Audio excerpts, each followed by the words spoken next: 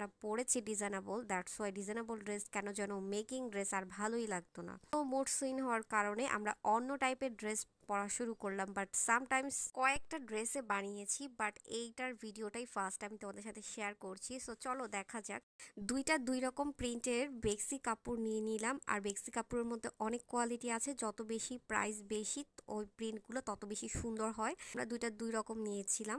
So প্রিন্টটা আমি দেখানোর ট্রাই করতেছি। ফার্স্টে হচ্ছে একটু কালারফুল প্রিন্ট, আর আরেকটা হচ্ছে একটু নুড কালার প্রিন্ট। সো আমার হচ্ছে ফুলের প্রিন্টগুলো বেশি পছন্দ, দ্যাটস ওয়াই আমি নিয়েছিলাম নুড কালারটা, আর কালারফুলটা ছিল আমার বোনের। সো প্রিন্টটা আমরা নিয়েছিলাম, দুইটাই বেক্সি কাপড় ছিল। বরাবরের মতোই আম্মুই আমাদের ড্রেসগুলো মেক করেছে, সময় যেরকম মেক করে।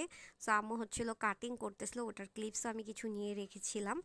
তো এই প্রিন্টের কাপড়টা তোমাদের কাছে কোনটা বেশি ভালো লেগেছে অবশ্যই লাইক কমেন্ট করে জানাবো। আর আমরা হচ্ছে যেহেতু নারায়ণগঞ্জ থাকি, আমরা এই কাপড়গুলো কালীবাজার থেকে নিয়েছি। আমার মনে হয় কালীবাজারে হচ্ছে গজ কাপড়ের